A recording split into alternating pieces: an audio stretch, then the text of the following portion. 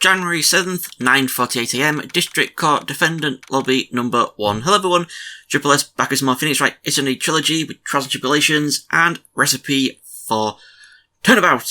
Last time, Maya got conscripted into working for XB1, a horrible French restaurant.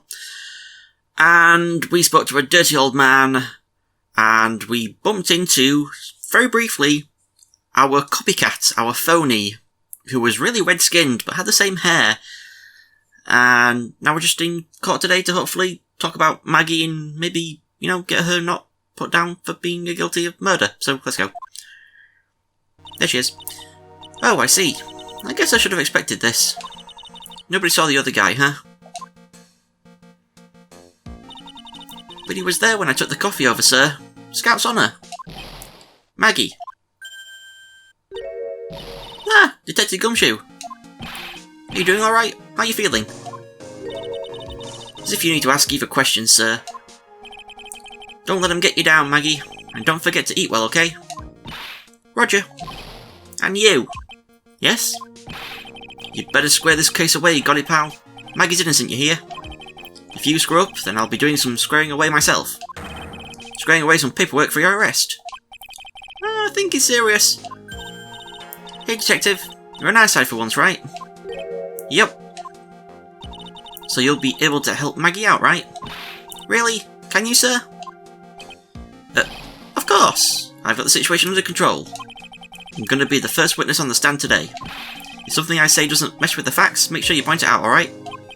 Sure. Okay, we're forming a united front today, pal. You get me? I can't tell you how grateful I am, sir. I've always admired you so much, Detective. I know I can count on you. Looks like it should all go pretty smoothly today, huh? I can only wish. Also, by the way, this episode will have 6 testimonies. January 7th, 10am, District Court, courtroom number 4. 6 testimonies. Court is now in session for the trial of Maggie Bird. The defence is ready, Your Honour. Goddo again. Glug, glug, glug, glug, glug. Ah, bitter. Mr. Wright? Yes, Your Honour? Ah! What's wrong? Nothing, it's just whenever I addressed you in the previous trial, your response was... You was talking to me? It was a little, well, intimidating. No, that wasn't me, that was the phony Phoenix. I see, so our trusty Phoenix Wright is back with us now, is he? Our trusty? So, Mr. Goddo, your opening statements, please. Mr. Trite, whether you're a fake or the real deal, we'll find out soon enough through this trial today. But I can already tell you, I'm the real Phoenix Wright. I wasn't questioning whether you are Phoenix Wright or not. I was questioning whether you had studied law or not. That's what I intend to find out. There's no denying it. Behind that mask is a man who really hates me for some reason or another. As everyone is aware, the court has already given its verdict on this case once.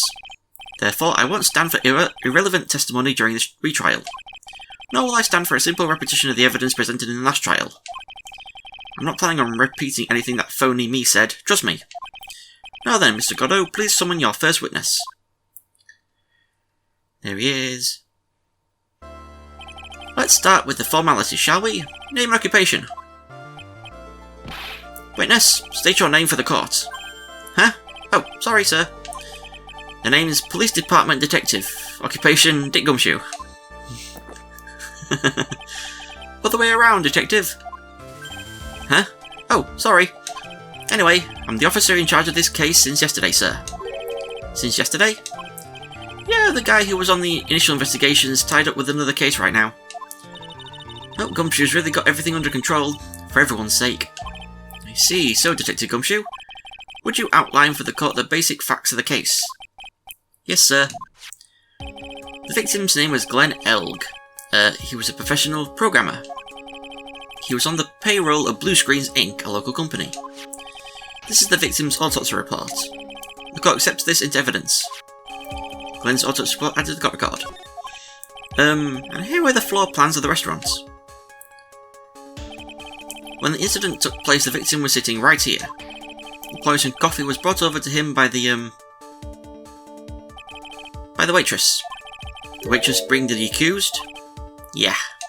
The victim died from poisoning almost immediately after he took a sip of the coffee.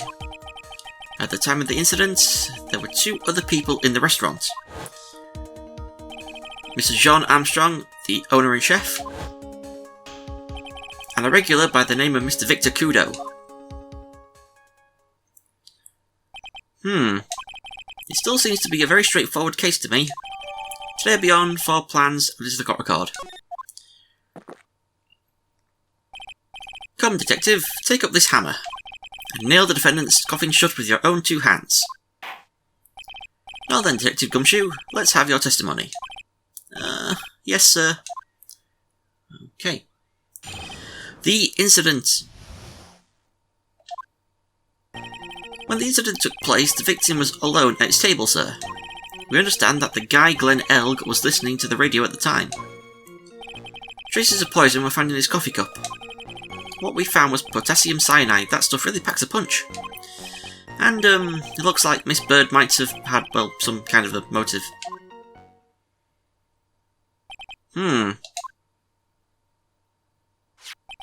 Using the dark, aromatic depths of coffee to conceal the poison. Classy lady. The facts of this case seem to be ironclad. Mr. Wright, I would ask you to begin your cross-examination, but... Yes? Please no intimidation tricks this time around. Is that understood? I already told you that wasn't me! Okay, so we've got to press statement 1 to begin with. When the incident took place, the victim was alone at his table, sir. Press. Can I stop you for just a minute? Huh? What is it? Did I say something that contradicts the evidence? He's so desperate for that to be true, he's practically crying. Your testimony just now doesn't match the testimony given by Miss Bird. She claims that there was another man at the victim's table. Yeah, that's what she said. And what killer wouldn't say that when faced with a homicide conviction? Hey! Sadly, her testimony isn't supported by the owner or the other customers. Or the customer. Isn't that right, Detective Gumshoe? Yeah, it's true. Their 2 testimonies tie up on that. They both said there was no other guy at the table. What should I do? Should I press on this point a little harder or not? Press harder. Well, maybe the other witnesses just missed him. Perhaps their view of the victim's table was obscured in some way. Ha! That argument is as weak as the coffee at Trilogy. Try it. I have here in my possession a ticket. A ticket? Looks more like a photo to me. Yes, a one-way ticket to Guiltyville. Population the defendant. This is a photograph taken from near the entrance to the kitchen. This is the scene as witnessed by the chef moments after the poisoning took place, correct? I think the court will agree that with such a clear view of the scene of the crime... How, Mr. Trice, could anyone have overlooked a second person at the table? Ah! It certainly seems to show the victim's table extremely clearly. Crime photo added to court record. Now we go to statement 3. Traces of poison were found in his coffee cup. Press. So traces of the poison were found in the coffee cup and nowhere else. Not sure I get you, pal. Was the poison a liquid, or was it a powder? If I had to put it in layman's terms, I'd say it was a powdery substance. So the poison could have been anything that was on the table. Sugar, salt, pepper. Ha! Do you put salt and pepper in your coffee, Trite? The victim took his coffee black with no sugar. It seems that the poison could only have been in the coffee. What should I do? Should I press on this point a little harder or not? Press harder. Are you absolutely certain that the victim even drank any of his coffee? Huh? What do you mean? According to this file, the poison was found in the victim's coffee cup. But what proof is there that the victim ever drank any of it? Oh hey, you're right. That's what I was thinking. In case you were wondering, that last objection was for the detective there. Huh? For me? Oh hey, you're right. You may be filling the court, but I'm not falling for it. If you have the time to waste, you have the time to present that piece of evidence. That piece, sir? Yes, that piece. What piece was it again?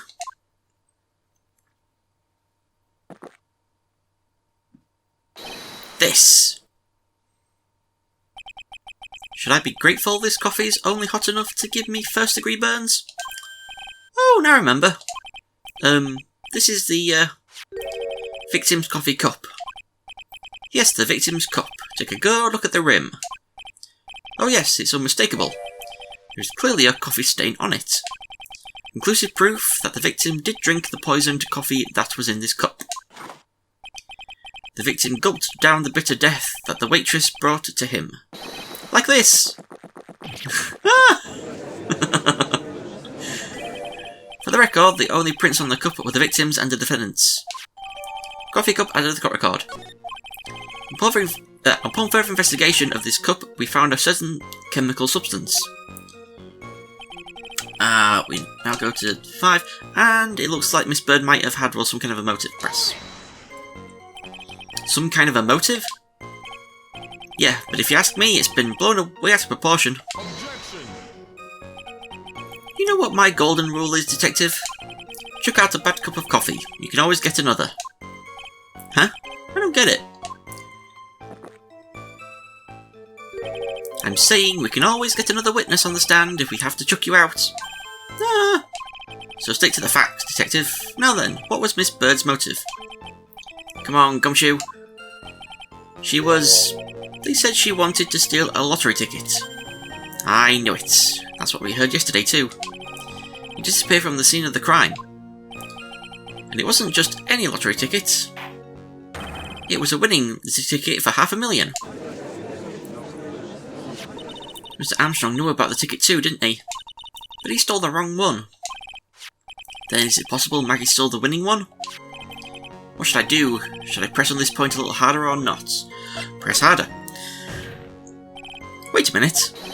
The mere fact that the lottery ticket disappeared in no way implicates my client. Ha! I have here in my hand the very ticket in question. That's the $500,000 lottery ticket.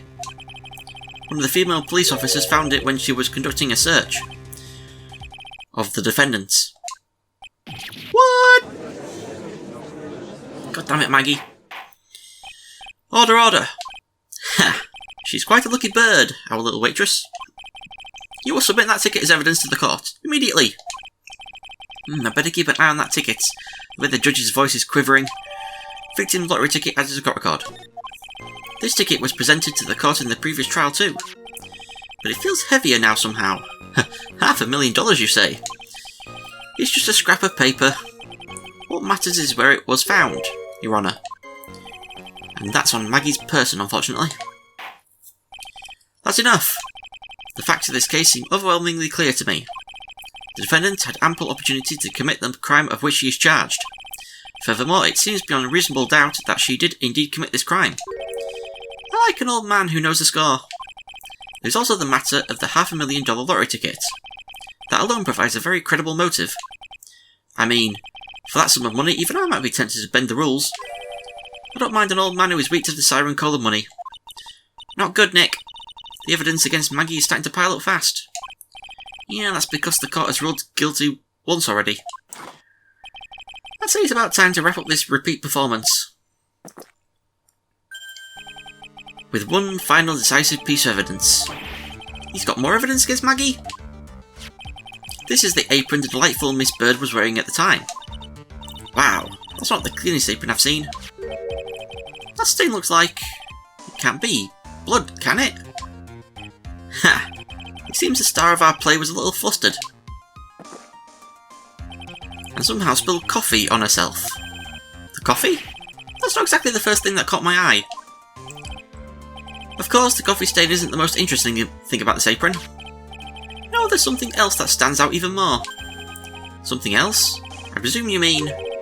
Of course, I'm referring to the pockets. The pocket? A search carried out right after the incident uncovered this.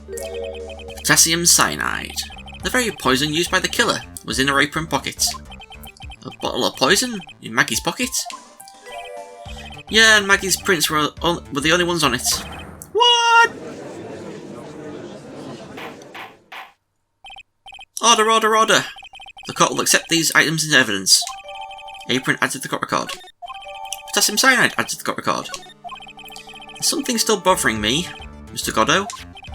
Why have you not explained the bloodstain to the court? Bloodstain? What bloodstain would that be? Don't play games, prosecutor. The blood-coloured stain that's smeared all over the apron. That's ridiculous. No one told me anything about a bloodstain. You don't need to be told. Just look at it. Well, detective, could this stain really be blood?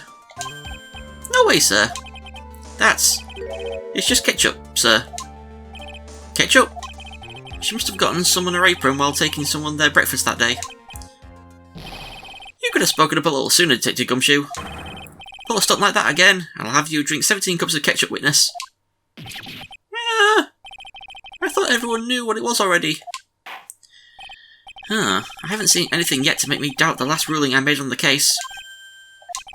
The motive, the opportunity, and the spotting evidence, they've all been clearly established.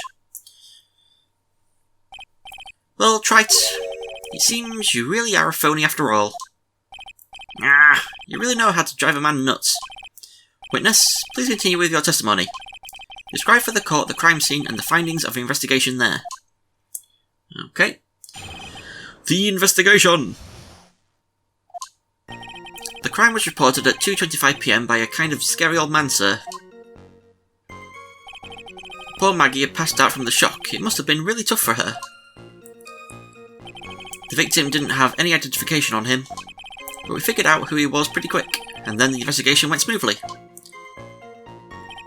When Maggie was searched, we found the lottery ticket and the bottle of poison. And that was it. There was nothing else missing from the crime scene. You identified the victim and secured your prime suspect. Very good. Let's try to convince the court you're a real lawyer, Trite. Don't count on any more cross-examinations after this one. So, let the fun begin. Well, we've got to go to statement 4, but we figured out who he was pretty quick. But how did you figure it out? Huh? 1, 2, 3, 4, press. Wait a sec. Huh? Did I say something dumb again? Let me paraphrase what you just testified to this court. The victim didn't have any form of ID on him. That's basically what you said, yes? Yeah, basically. In that case, how were you able to identify the victim so quickly? Oh, that. He's so let down, he's got the whole sagging shoulders and puppy eyes thing going. There was a prescription bag on the victim's table along with the lottery ticket. It seems Mr. Glenn L. visited his doctor before he went to Trilogy. We got the victim's name from the medical records of the doc who prescribed the meds. That's a reliable enough source for the court. What should I do? Should I leave this alone or ask to hear more? We leave it, ask about the prescription bag, ask about his health insurance, ask about the prescription bag. So what sort of medicine was in the bag? Well, actually, the bag we found was empty. Huh? Yeah, completely empty. It was completely empty? Victim's prescription bag added to the court record. Ha! You're entering an empty paper bag as evidence. Desperate, are you, Trite? Now, what happened with the investigation after that, detective? Okay, we go to statement 6, and that was it, and we present this, because where was it? Detective Gumshoe, I think I should point something out to you. There is just one small contradiction in your testimony. Oh, finally! I'm getting all anxious just waiting, so hurry up, will ya? You testified that nothing else was missing from the crime scene. However, the prescription bag you mentioned was empty. Did the officers recover the medicine from the scene of the crime later? No, they didn't. The victim was given a prescription right before going to Trilogy. Where then did the medicine disappear to? You are too cool, pal! Indeed. Due consideration wasn't given to the victim's prescription in the previous trial. Witness, why do you always overlook such vital pieces of evidence? I guess that's the most careless thing I've done so far, huh? The victim was killed by poison, and the victim's medicine mysteriously disappeared. The victim's own prescription could have been the lethal poison itself. Order, order. Well, Mr. Godot, what do you have to say to that? Ha! That's all. What? Read for the court the name of the clinic on the prescription bag, if you will. What's the clinic's name got to do with anything? New Ear Otolaryngological Clinic. Otolaryngological. Just what kind of illness was the victim suffering from, Mr. Godot? Hardly an illness, Your Honour. More like a bitter war wound, you could say. A war wound? The day before the incident, Mr. Elg found himself in a fight. He took a blow to the side of the head, and ruptured his eardrum. He ruptured his eardrum? Then what on earth was the prescription he was given? It was a cream that was to be applied topically inside his ear canal, not to be ingested. What? It's mentioned in the autopsy report if you read the fine print. They found traces of the medication in the victim's left ear. Yes, here it is, in very, very fine print. It seems Mr. L correctly applied some of his medication while he was at Trilogy. Therefore, it would be absurd to believe that he would have eaten his medication. It seems that this medication is irrelevant to the case after all. No! Nick, if you don't think of something quick, it'll all be over. She's right. But I can't get away with any old weak objection. What should I do? Push the medication issue? Leave it. We push the medication issue. Only moments ago, Mr. Godot made the following statements. It seems Mr. L correctly applied some of his medication while he was at Trilogy. If that's the case, then why was the medication not found at the scene of the crime? But the medication in question was for the topical use inside the ear canal. That doesn't change the fact that it could not be found at the crime scene. However insignificant it may seem, it's a lawyer's duty to pursue the truth. You know as well as I do that the medication is irrelevant. It hardly seems likely that a prescription drug would contain potassium cyanide. It hardly seems likely that the coffee the waitress served would contain it either. But it did. The possibility is undeniable. That's enough. Mr. Godot, is the detective the only witness the prosecution wishes to call? Mr. Godot? I've got my own witness I'd like to call, sir. It's the old man who was there in the restaurant on the day of the murder. Victor Kudo, the pigeon hater? Very well. The matter of the disappearing medication seems little more than trivial at best. However, it wasn't explored at all in the previous trial, and that is something that bothers me. Yay! Good job, Nick. The court will adjourn for a 10-minute recess, after which we will hear the prosecution's next witness. Ha! I suppose this means I'll just have to finish you off in my last 6 cups. Court is adjourned for recess. But not to be continued. January 7th, 11:03 AM, District Court, Defendant Orby, number 1. Whew! That was close. Tell me about it. Nearly died in there. That's my line, sir. No, it's my line. I think I really did die a little bit. Looks like we all nearly died in there. I can't believe Detective Gumshoe. How could he betray us like that?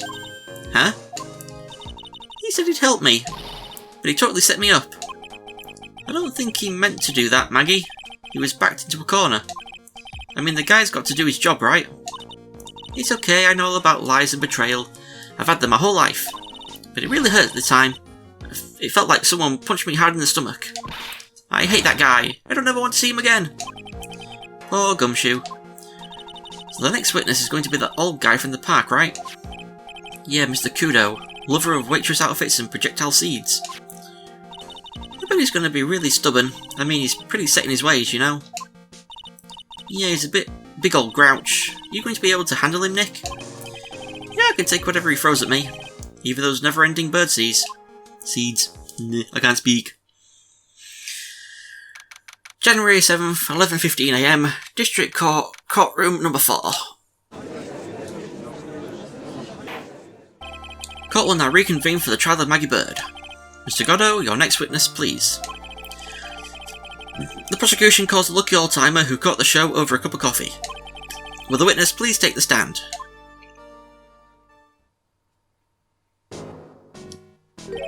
Name and occupation, if you don't mind. The name is Victor Kudo, born and bred in the land of the rising sun. Honour and duty are what make me. Mind you, I can be quite emotional at times too. We don't need to hear about that, Mr. Kudo. Just tell us your occupation. I can't speak at all. My occupation? Listen, young'un. How much call do you think there is for kimono embroidery here? Kimono embroidery? That's what I do, or did back in Japan. I embroidered family crests on kimonos. My ancestors were embroidering kimonos before this country even existed. Wow, a real craftsman. They're a dying breed. Maybe you could embroider my costume sometime. Anyway, like I said, there's not much demand for that kind of thing here. So I had to take a job working the cash register at a burger joint, pretending to smile. That burger joint would have been better off putting him in the kitchen. Now then, witness, were you in the restaurant at the time of the incident? Oh yes, I was eating some seeds over a cup of Javicino. Seeds? What do you think these are, huh? I see. So you saw everything that happened, Gramps. Did I? Oh yes. Oh yes, I did. I saw it all. Then please tell the court. We're all ears. Sure. I'll tell you. I'll tell you every last detail. She's really getting into this. I'm going to amend my guide. What I witnessed as a witness. The young man was reading the sports paper. The serving girl brought him a Javicino, but she put something in it. The man took one sip of it, looked like he was in terrible pain, and then collapsed. That's a serving girl, right there in the defendant's chair. I remember her well. Mr. Kudo, she is not a serving girl. Please refer to her as a waitress. You're as bad as the rest of them. All these newfangled words. What's wrong with old-fashioned ones, huh? Newfangled? All this talk of radios and glasses is wireless and spectacles, I tell you. Excuse me. Listen to me, everyone. Don't forget the old values. Don't let the good old days slip away.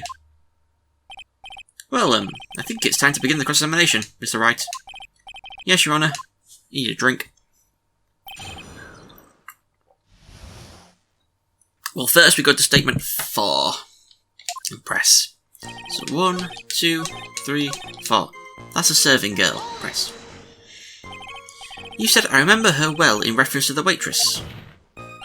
Did she have any particular features that you can identify her by? Particular features? It's a disgrace, that's what it is. Sorry? You can see all the way up to her, you know. She's practically naked in that uniform. So the particular feature you recognise about the waitress is her outfit? But anyone could wear just such uniform, even me. Mr. Wright, please spare the court of any further mental anguish from that image. Don't get all excited, Nick. You've got to keep yourself together. I guess I got a bit carried away. There are other things I recognise about her too. He's pretty sure of himself. What should I do? Leave it, press harder, press harder. Sure, you saw a waitress take the coffee over to the victim. But what matters is whether that waitress was Maggie Bird or not. Quite right. Mr. Kudo, these other features that you recognise about the defendant. I would ask you to add them to your testimony. Sure. There was a ribbon in her hair and her apron's straps were loose. Press. You do seem to remember several details about her appearance. But what about the most crucial detail of all, her face? As if I wouldn't remember that. The witness noticed the straps on the accuser's apron. He's unlikely to make a mistake about her face. That's right, I can even tell you the colour of the ribbon in her hair is red. So you see, there's nothing wrong with the witness's eyesight. There's no doubt he remembers the waitress pretty well. What should I do? I get the feeling there's something more to this somehow. Leave it, ask about the straps, ask about the waitress's back. The back. The identifying features you described are all things you would see from the back. So what? Is it possible that you never saw the waitress from the front at all? Objection. Ha! He's got you there, Gramps. People normally talk about facial features when they're asked to describe someone. But this witness's testimony is nothing but straps and ribbons. This is harassment. I'll tell you, I'm not obsessed with straps or ribbons. I'm just telling you what I saw. Mr. Kudo, the court requests that you add details about any identifying features. Features you observed from the front, that is, to your testimony. Sure. This old man's testimony is getting longer and longer. If I can't find a hole in it soon, it'll get even longer, I bet. There wasn't anything that caught my interest about her when I saw her from the front. Actually... What about this? Mr. Kudo, I would like you to please take a look at this. Ka! That filthy thing would suit filth like you just perfectly. Actually, it reminds me of what my grandson looks like just after he's done eating. Have you ever seen this before? Of course I haven't. Do you think I forget something as dirty as that, huh? Well, you half-witted clot.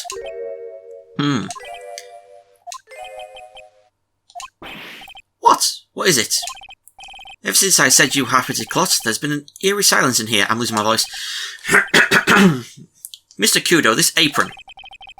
Is the apron worn by the defendant on the day of the poisoning? And as you just said yourself, you wouldn't forget something like this. Which means, if you had really seen this apron before... Yes, you know what I'm getting at. You couldn't have possibly seen the waitress from the front. Oops. Witness. You can't just oops your way out of this. Ha. Well. Looks like we finally have a genuine trial on our hands.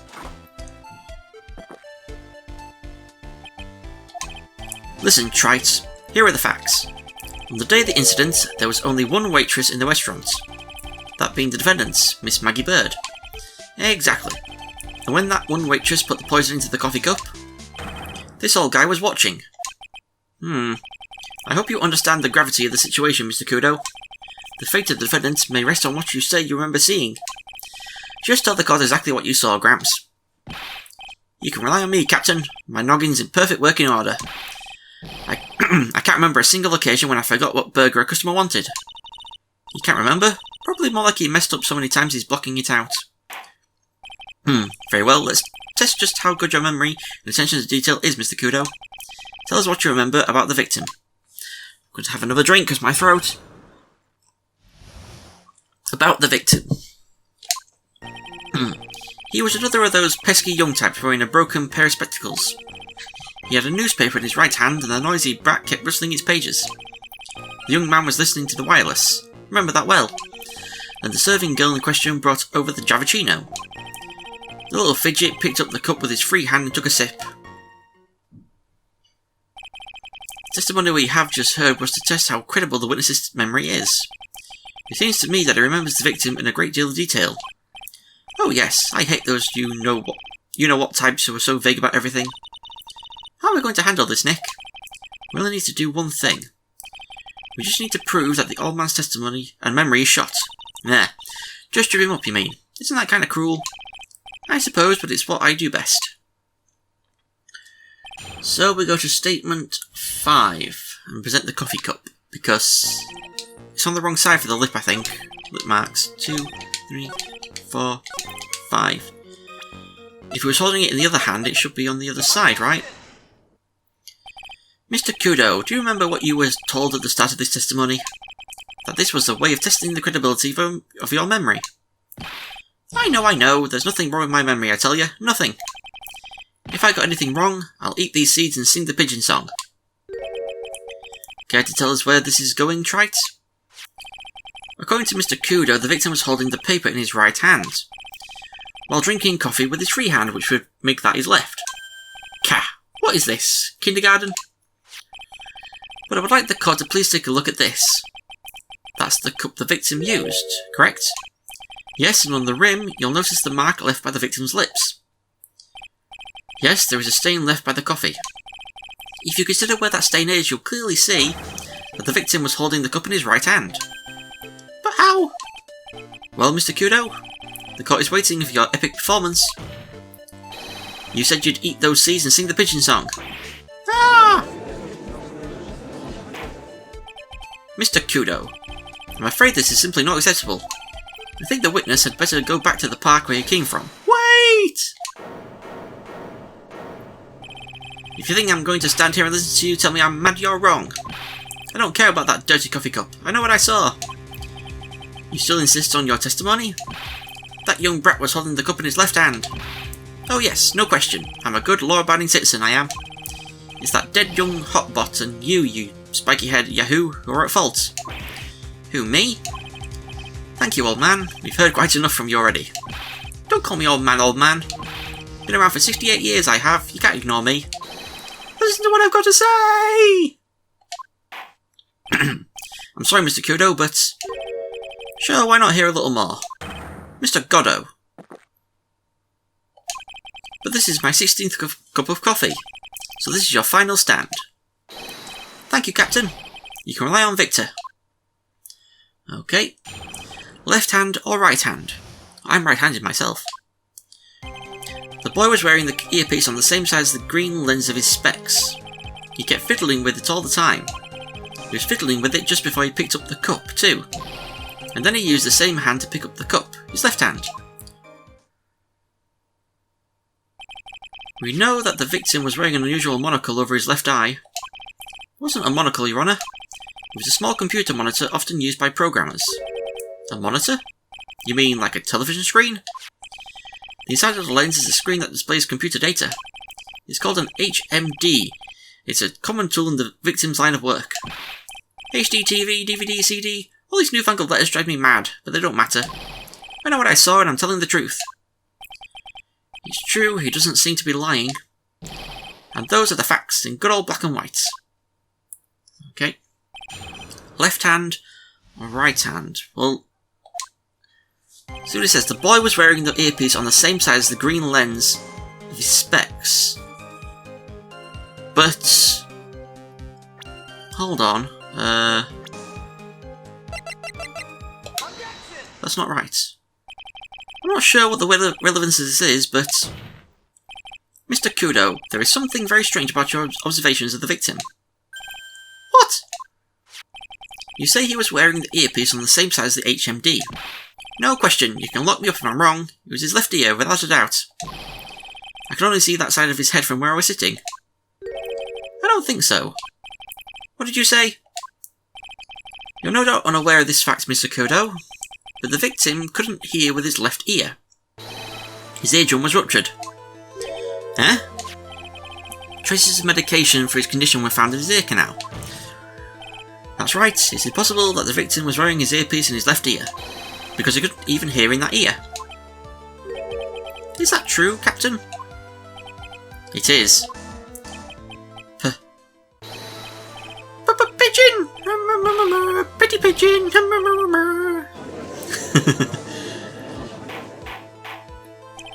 Order, order, order! This witness's testimony is completely unreliable. He only saw the waitress from behind, and he claims the victim was wearing an earpiece when he knew his eardrum was ruptured. Well, Mr. Goddo? A single drop of milk is all it takes to destroy the pure black magic in the cup. This old man is my drop of milk. Captain, are you calling me a drip? This is the victim's coffee cup in which the potassium cyanide was found. The mark on the rim clearly shows that the victim picked it up with his right hand. I'll never back down, I know I'm right. The lad drank his Javachino with his left hand. Let me put you out of your misery. Clearly the victim used both hands. He took a sip with the cup held in his right hand and then switched to his left. That's what the old man saw.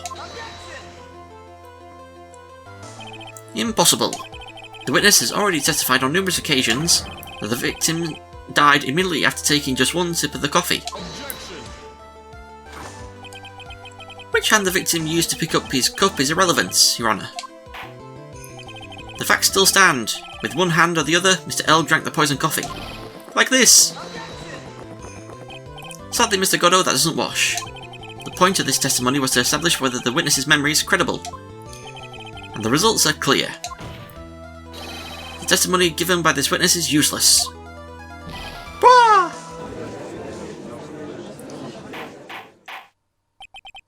I believe it is time to conclude today's proceedings. I am satisfied that the witness is not deceiving the court. But to be frank, his testimony is a farce. Did you have to be so frank? Take that, you pompous old fogey. I'm sorry, Mr. Kudo. You can't reach me from there. I'm ordering the defence and the prosecution to investigate this case further. That is all for now. This court is adjourned. Hold it!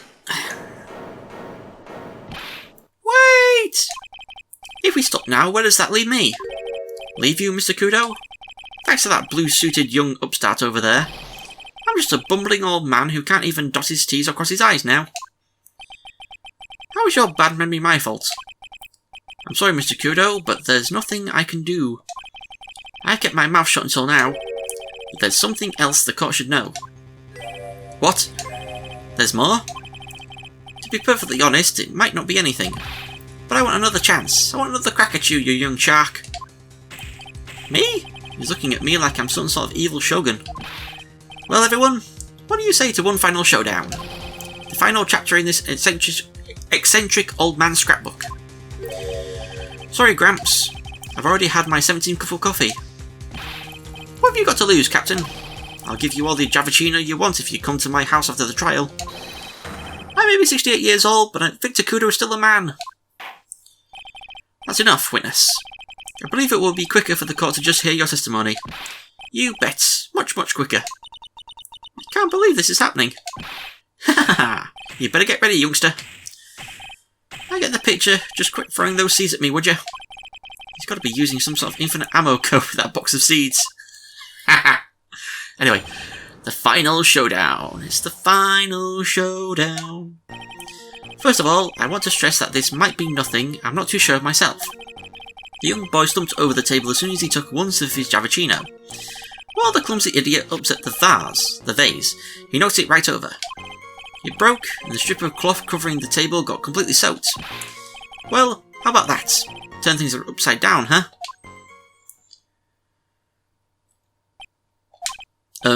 Is that all? Yes, that's all. I remember it perfectly. Ah, you're doubting me again? You're doubting your poor defenceless old man?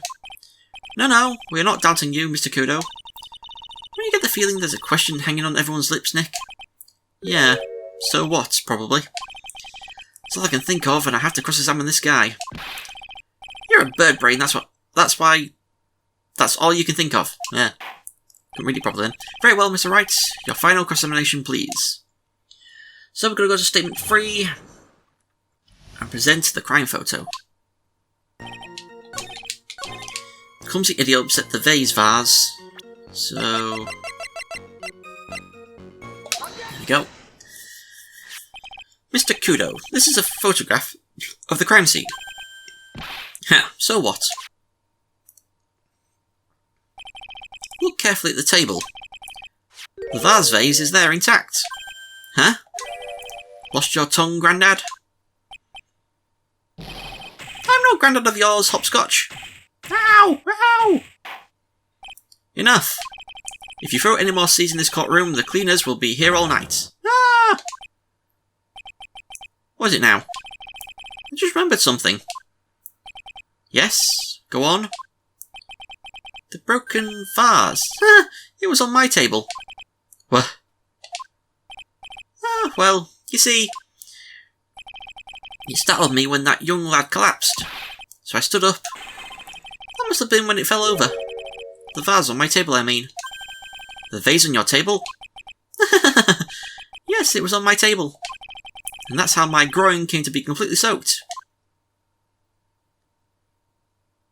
Really? All that for nothing?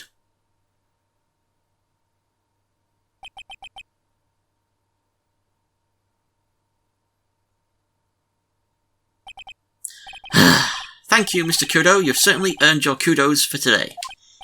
I'd like to ask a question now. Have I been any use at all? Perhaps that's something you should reflect on yourself, Mr. Kudo. Ah! Wait a minute! If that's the case, there's more. I've got more to say. Oh yes, I remember something else. Bailiff, escort the witness out of the courtroom. Wait! Listen to me! Get out of here, you old coot. Well, we seem to have been considerably sidetracked. I am still not in a position to deliver a verdict. The defendant has not been positively identified as the waitress in question. Additionally, there are 2 disparities in the testimony we have heard thus far. The mark on the coffee cup that the victim supposedly drank from with his left hand, and the earpiece which was inserted into his left ear, out of which he couldn't hear. Wow, Nick, you did it. I therefore require both the defence and the prosecution to further investigate the facts. Yes, Your Honour. There is one more thing before I call today's session to an end. One more thing, Your Honour? The witness we just heard from. He is most insistent that his testimony should be of use, so we summarised it accordingly into this statement. Okay? You may each have a copy of it, if you wish. Whatever. Prosecution doesn't need props like that. God, I was really mad, huh? Yeah, I would be too. Very well. Here you are then, Mr. Wright. There are 3 copies. My own, yours, and Mr. Godot's. Yes, Your Honour. Victor's testimony added to the court record. I'm sorry? This isn't a piece of testimony. More like a 5-year-old's apology. What the heck are we supposed to do with 3 copies? That is all. This court is adjourned. To be continued. That was seemingly a colossal waste of time, but if you think about it, the switching of the stuff kind of makes it seem like he might have been seeing a reflection? Which is what I'm thinking, and I don't know if I'm subconsciously remembering this case back from when I played it ages ago, or I don't know, but in my mind it would explain a bunch of stuff in reflection, like he was holding stuff with other hands and stuff like that, so, you know. So next time I'm going to be doing some more detective work, so thank you for watching, and I'll see you all next time. Goodbye.